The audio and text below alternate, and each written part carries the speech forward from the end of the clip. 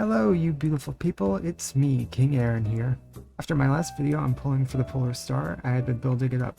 As I ran around Surumi Island using Tartaglia and his Thundering Pulse to collect the puppy paws I needed, I couldn't help but wonder, is this bow really worth it? Especially when compared to the Thundering Pulse? Well, today I have an answer of some kind. To start off, I looked at what each weapon gave. Thundering Pulse gives crit damage with an attack boost and a stacking normal attack damage increase. Polar Star gives crit rate and elemental skill and burst damage boost with a stacking attack boost. Other things to note is that when compared to Polar Star, Thundering Pulse hits harder but has more variance to when it does hit hard. However, its stacks are easier to manage. On the other hand, Polar Star is more consistent with damage, but requires more thought when building stacks. Also, Thundering Pulse incentivizes an Unga Boonga playstyle, whereas Polar Star incentivizes you to maximize Child's damage rotation to get the most out of it. After analyzing these weapons, a thought rose into my head. Since attack boosts are so common, would Polar Star be worse since it would face the most diminishing returns? So I had two questions to answer now. I decided to put these two bows to the test against the Pyro Resonance. My test would include using only the bows themselves against the bosses to see which one was better, then to see which one was better when I stacked attack boosts onto them.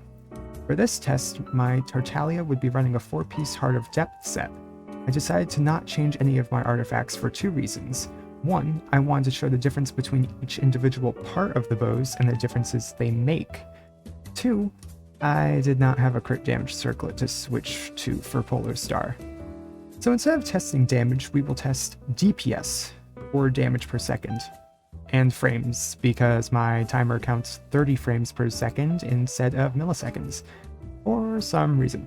This timer will start on the frame that Tartaglia applies Hydro to the Regisvine, and will stop on the frame that the Regisvine's health bar is removed from the screen. I will also, for the most part, be using the combo of 3 normal attacks, 1 charged attack, then elemental bursts for the first sequence. Then after that, I will use 3 normal attacks into 1 charged attack until the Regisvine has been defeated. There's some variance, but not too much that it matters. To start, I use Polar Star without any attack buffs.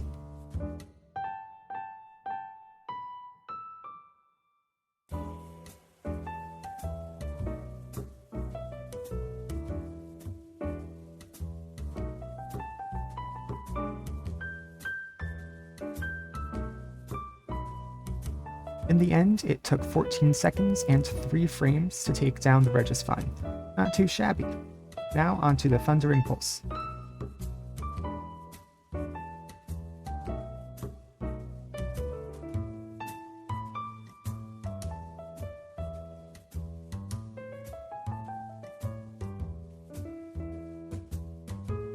This bow took about 1 more second to take down the Regisvine at 15 seconds and 4 frames, so at this point we can say for a fact that without any buffs, the Polar Star has a stronger DPS output.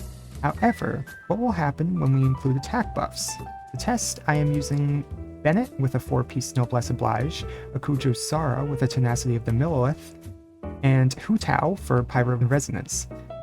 My Bennett and Sara are not built absurdly well, so their attack buffs will not be as huge as they can be, but we do get a 20% attack buff from Noblesse, a 20% from Tenacity, and 25% from the Resonance, plus the 2 buffs from Sara and Bennett. Let's start with Polar Star.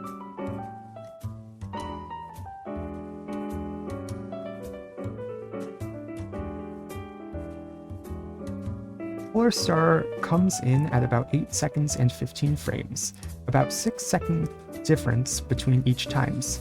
Now for Thundering Pulse.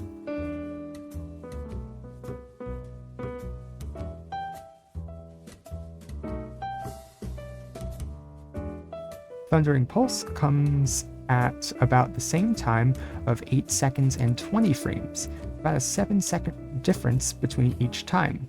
Well, what does this mean? Is Polar Star better or worse? Well, to start, it's better for Tartaglia only. Polar Star gives Tartaglia every stat he could want while also incentivizing him to build into the 4-piece Heart of Depth set, which is his best in slot artifact set, instead of Shiminawa's, which works better with Thundering Pulse.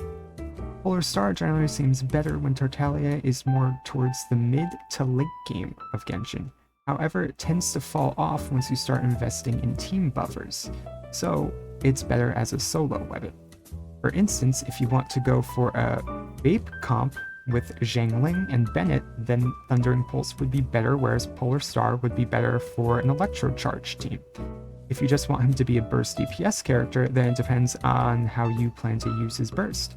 If you plan to basic attack with him in between, then Polar Star will be better.